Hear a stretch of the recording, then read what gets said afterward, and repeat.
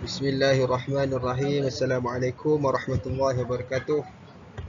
Yang berbahagia Dr. Wan Fariza Aliati, pensyarah kami bagi subjek Falsafah Islam.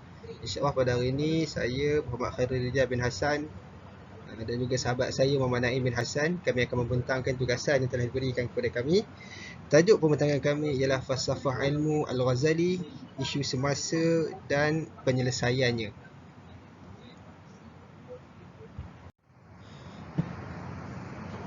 Okey, pada pendahuluan telah dijelaskan bahawa falsafah ilmu ini adalah satu pemikiran relatif terhadap segala perkara yang berkaitan dengan landasan ilmu dan hubungan ilmu dengan segala urusan kehidupan manusia.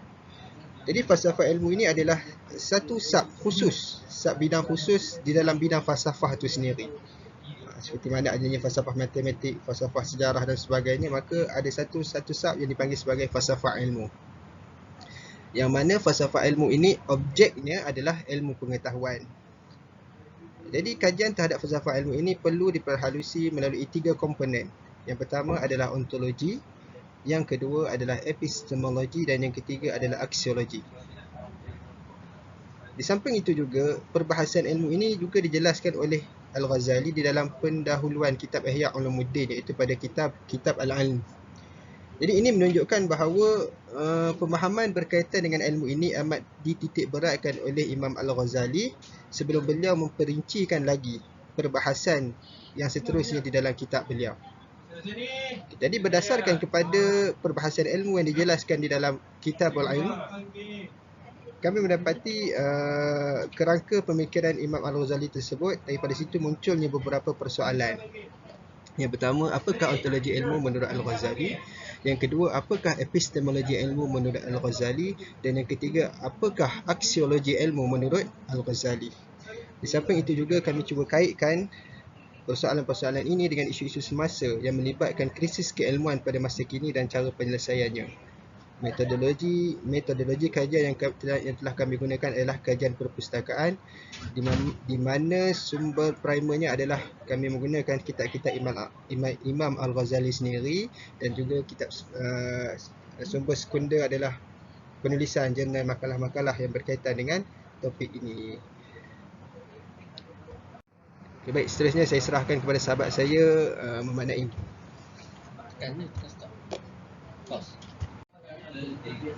Bismillahirrahmanirrahim. Assalamualaikum warahmatullahi wabarakatuh.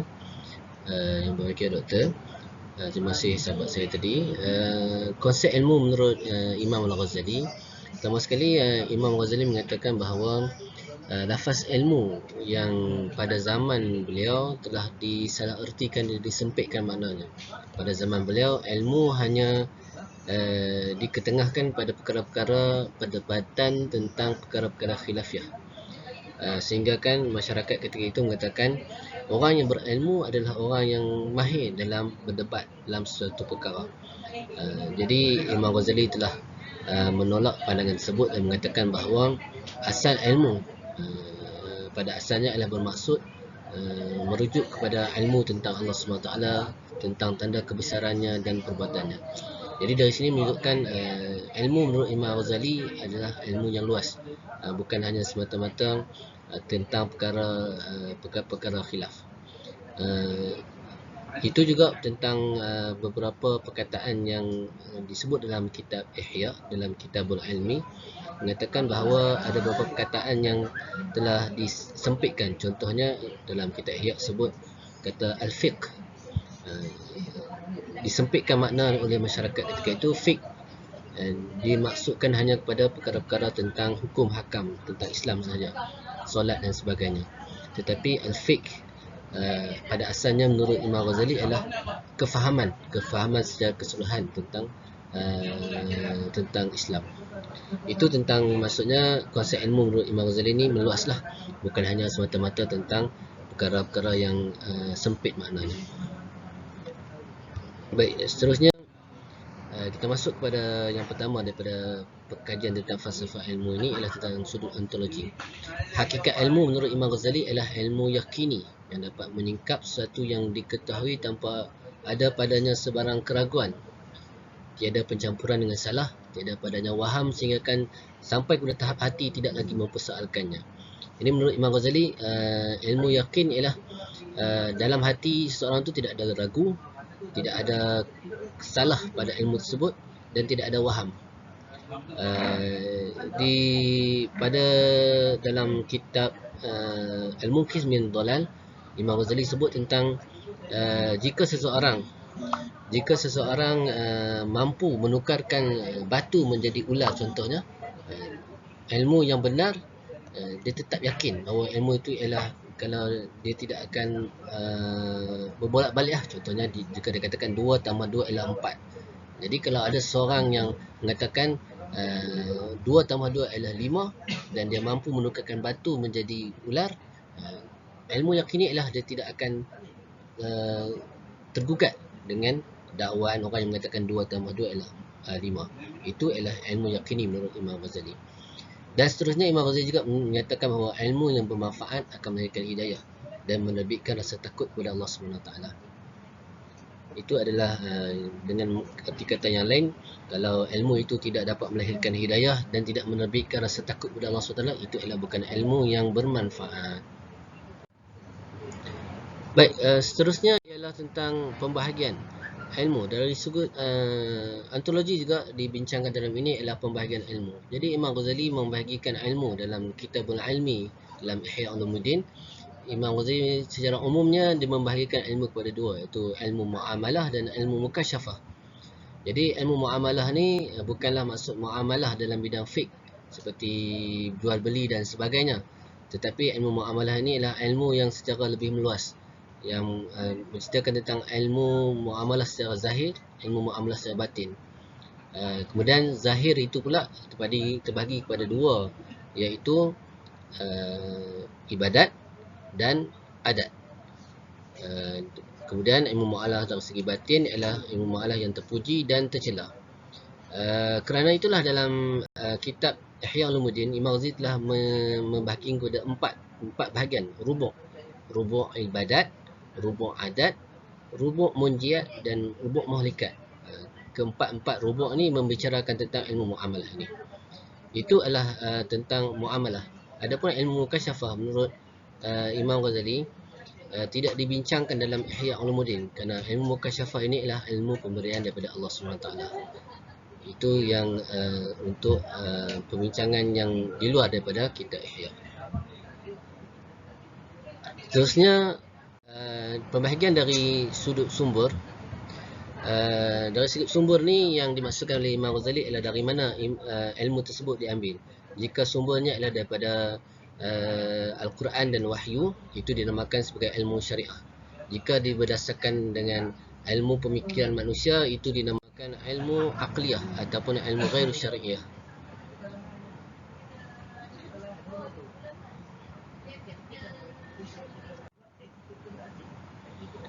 Baik, dalam ilmu aqliyah tadi, dalam ilmu syariah tadi, ilmu tentang Al-Quran, ilmu tentang tafsir dengan ilmu dan sebagainya.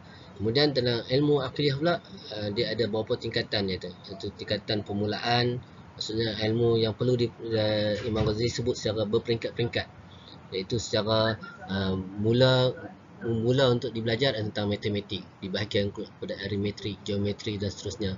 Kemudian dari segi ilmu logik, pertengahan pula selepas selesai tentang ilmu aqliyah tadi, tentang matematik dan logik, masuklah kepada fizik, perubatan, meteorologi, mineralogi, kimia. Dan ilmu aqliyah peringkat yang tertinggi, iaitu tentang maujud, benda yang wajib, benda yang mungkin, benda yang harus. Kemudian ilmu aqliyah dari segi pencipta, zatnya, sifatnya, perbuatannya, al-uluwiyat, malaikat, tidur, yaqazah, mimpi dan sebagainya. Itu ialah pembincangan tentang ilmu aqliyah. Dalam ilmu syariah tadi, Imam Ghazali sebut tentang dua, iaitu ilmu usul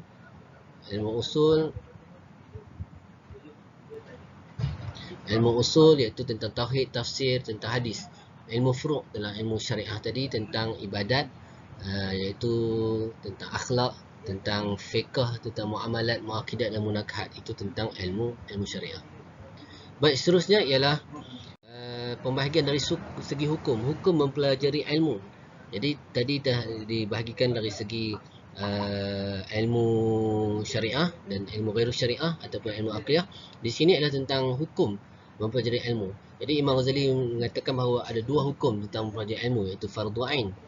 Jadi fardu ain ini melibatkan ilmu tentang tauhid, ilmu fiqh dan ilmu tasawuf. Dan selain daripada itu adalah fardu kifayah. Jadi fardu ain ini dia diistilahkan oleh Imam Ghazali sekadar mana untuk dipelajari berdasarkan dengan hal keadaan seseorang tersebut.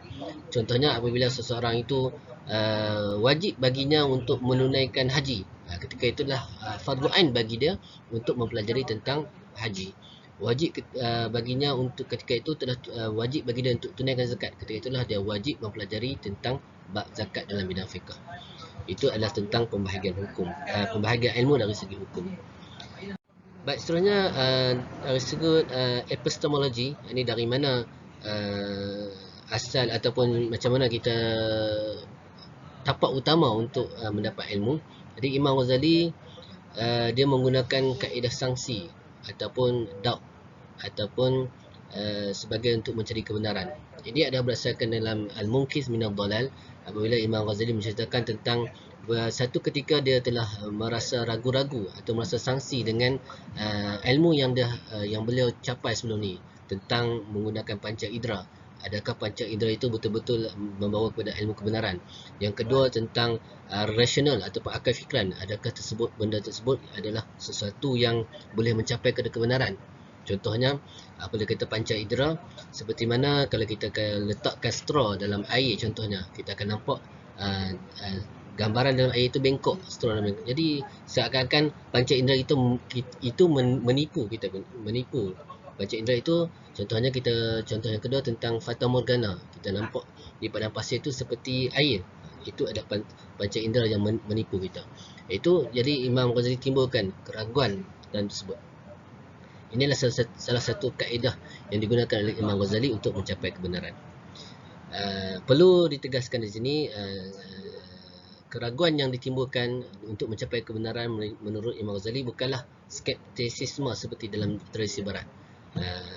Keraguan yang dikatakan oleh Imam Ghazali hanyalah sebagai satu metod ataupun kaedah untuk mencapai kebenaran. Sedangkan skeptisisme yang dalam tradisi barat adalah secara ragu-ragu yang bersifat hakiki.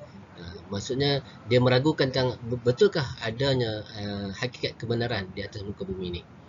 Kemudian seterusnya dalam Munqidh min ad-Dhalal juga Imam Ghazali sebutkan ragu-ragu Imam Ghazali sebut hanya 2 bulan. Mana dalam masa 2 bulan tu dia mencari apakah satu hakikat kebenaran. Dia dalam istilahnya dia kata dia berada dalam ala madhhabi safsatah, atas mazhab sufastaiyah, yang golongan Yunani, ahli falsafah Yunani yang dalam keadaan ragu-ragu. Baik, dari sudut yang lain juga, dalam kitab yang lain, dalam kitab Ar-Risalah Al-Laduniyah, Imam Ghazali menyebutkan ada 2 cara untuk mendapatkan ilmu. Yang pertama, At-Ta'lim Ar-Rabbani. Yang kedua adalah Ta'lim Al-Insani. At-Ta'lim, pembelajaran Al-Insani menurut Imam Ghazali adalah secara pemikiran biasa. Seperti kita tentang ilmu matematik, kita menggunakan akal fikiran. Sedangkan At-Ta'lim Ar-Rabbani itu adalah berdasarkan dengan wahyu dan daripada ilham. Jadi Ta'lim Ar-Rabbani ni adalah kalau dikatakan kita sebut sebagai istilah yang digunakan oleh ulama lain, Ta'lim Rabbani adalah ilmu mauhibah, ilmu yang kurniaan daripada Allah SWT, daripada ilham, daripada wahyu kepada Nabi dan ilham kepada orang yang Allah SWT kurniakan. Ta'lim disebut sebagai ilmu mauhibah, kurniaan daripada Allah SWT. Dan Ta'lim insani, setengah ulama menyebutkan ilmu muktasabah, iaitu dari segi pembelajaran. Pembelajaran biasalah menggunakan akal, panca indera dan sebagainya. Baik, seterusnya dalam bidang aksiologi, iaitu nilai ilmu.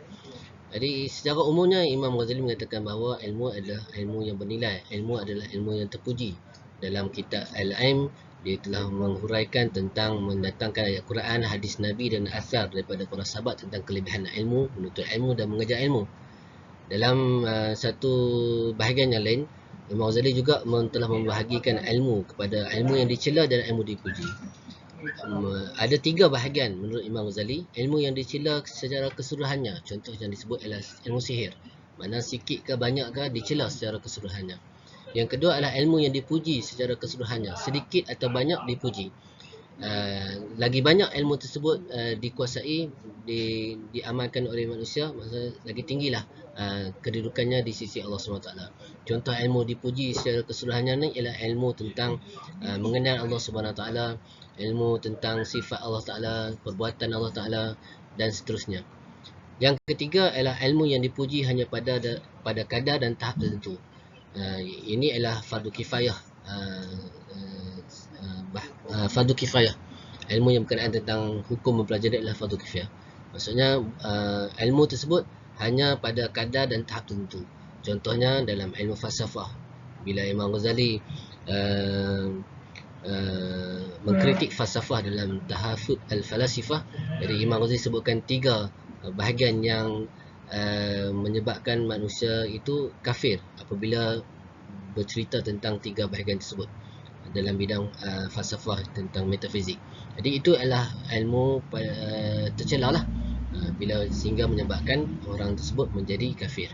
Jadi itu tahap yang tercela. Jadi tahap yang dipuji bahagian matematik, ilmu falsafah yang tentang benda-benda yang tidak berkaitan dengan agama. Dan menurut Imam Ghazali itu adalah dipuji sekadar dan pada tahap yang tertentu.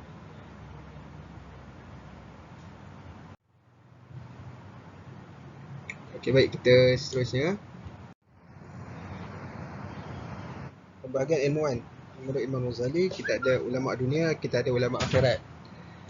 Jadi ciri-ciri ulama akhirat, yang pertama, dia adalah ahli ibadat, zuhud, kemudian mempunyai pengetahuan tentang ilmu akhirat, menguasai ilmu fiqh dan untuk kemaslahan umat, dan yang terakhir ikhlas dalam ilmu, mana menuntut ilmu semata-mata kerana Allah Subhanahu Wa Taala.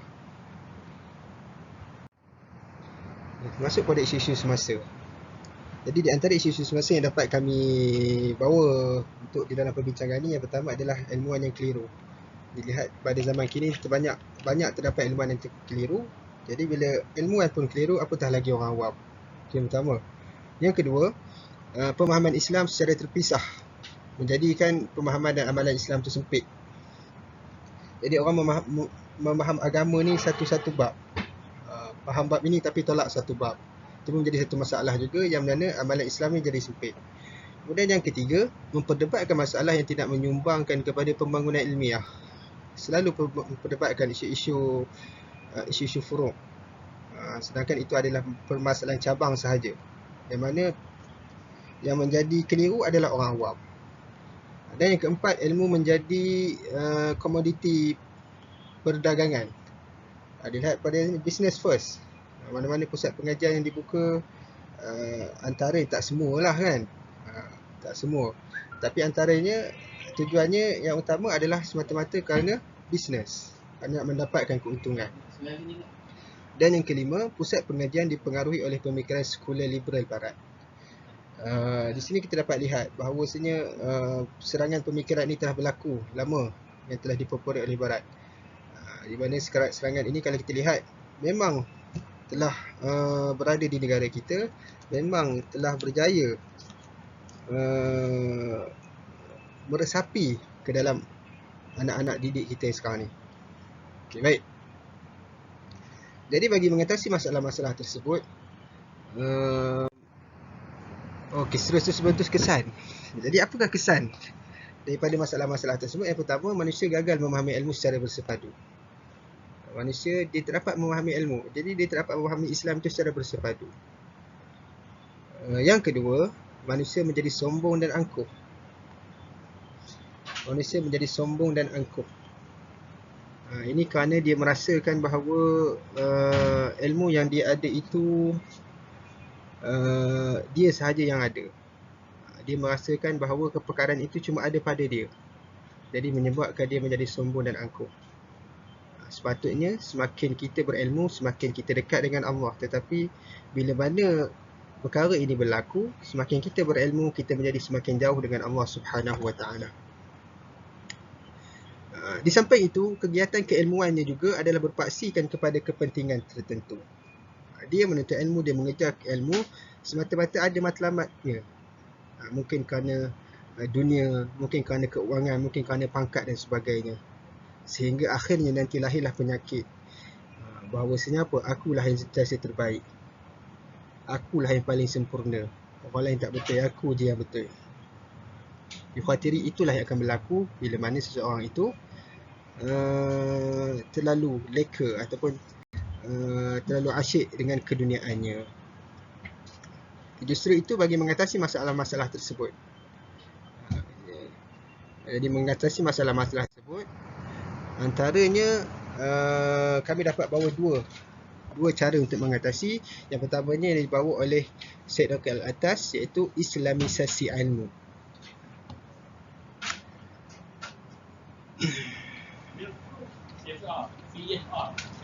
Okey, keperluan kepada Islamisasi ilmu pada masa kini adalah kerana beberapa faktor. Antaranya ialah ilmu moden pada hari ini tidak neutral. Ada yang menyebut bahawa ilmu itu syarat dengan nilai. Kerana apa? Kerana ilmu ini kalau kita kaji bahawa ia terpengaruh. Dia ada pengaruh agama, ada pengaruh kebudayaan dan sebagainya. Itu sebab Al-Atas sebut ilmu pada hari ini dia tidak neutral. Okey. Jadi akibatnya apa? Apabila umat Islam dia belajar suatu ilmu itu, jadi dia menganggap kesemua itu sebagai satu pakej ilmu. Jadi dia menganggap semua itu sebagai satu pakej ilmu dan dia berusaha mempelajarinya tanpa dia membuat ulang kaji, tanpa dia semakan, tanpa dia buat pengubahsuaian dan terima bulat-bulat. Okey, baik. Jadi untuk mengatasi masalah tersebut, perlunya kita kepada Islamisasi ilmu. Jadi Imam Al-Atas menjelaskan bahawa proses Islamisasi ilmu moden menurutnya adalah sebagaimana berikut. Yang pertama, pembebasan manusia daripada tahayul, mitos, animis kebangsaan dan atomisme. Dan yang kedua, pembebasan ilmu daripada epistemologi sekularisme. Dan yang ketiga, pengembalian pentakrifan suatu fakta dan teori kepada rujukan asas. Jadi proses Islamisasi ilmu ini dia menunjukkan kita dua tahap utama. Dia terbahagi kepada dua tahap utama. Tahap yang pertama iaitu pembebasan diri dan pengembalian kepada fitrah. Jadi pada tahap pertama ini kita menyingkirkan segala konsep yang bercirikan peradaban barat dalam setiap cabang ilmu.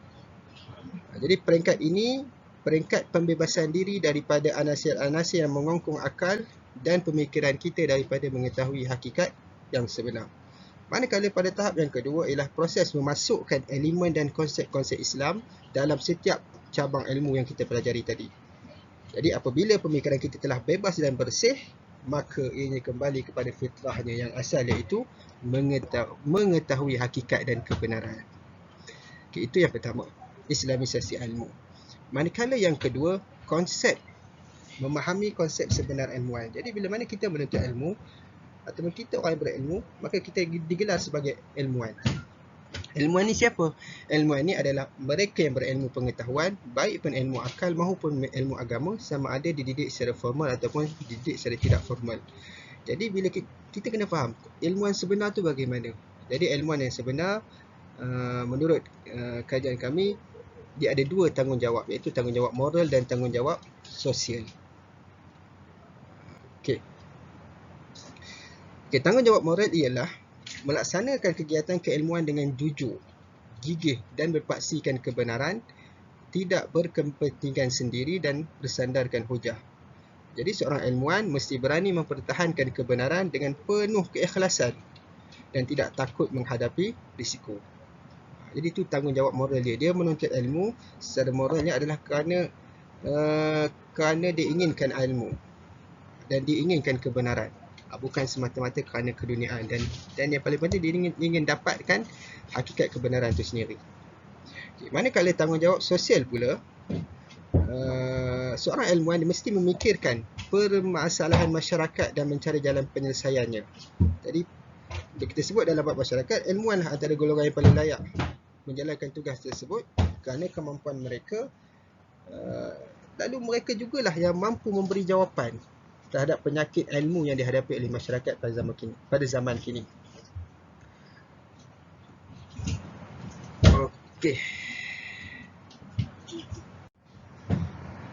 Okey, akhirnya kesimpulannya. Jadi daripada kesimpulannya, kita boleh simpulkan bahawa falsafah ilmu ini sangat penting untuk membantu manusia menyemak semula kefahaman mereka terhadap sesuatu ilmu yang dipelajari atau dikuasainya sama ada ia benar ataupun tidak. Selain itu, pemikiran Imam Al-Ghazali berkenaan dengan ilmu juga dapat dilihat sesuai dengan falsafah, selari dengan falsafah ilmu yang dibawanya dalam perjalanan hidup beliau untuk mencari kebenaran yang hakiki. Kita boleh lihat bagaimana yang dinukilkan di dalam Al-Mungkin 9 Dhalal. Beliau mengkaji suatu ilmu itu. Sebelum kita nak cari kecelaruan yang berlaku dalam ilmu tersebut, maka kita kena belajar dulu ilmu tu. Okay, baik. Dan yang terakhir, bagi mewujudkan pembudayaan ilmu, melahirkan masyarakat yang cintakan ilmu, kita haruslah memahami konsep ilmu yang sebenar, kerana matlamat daripada falsafah ilmu itu sendiri adalah untuk mencapai kebenaran. Sekian, itu sahaja daripada kami. Wallahualam. Assalamualaikum warahmatullahi wabarakatuh.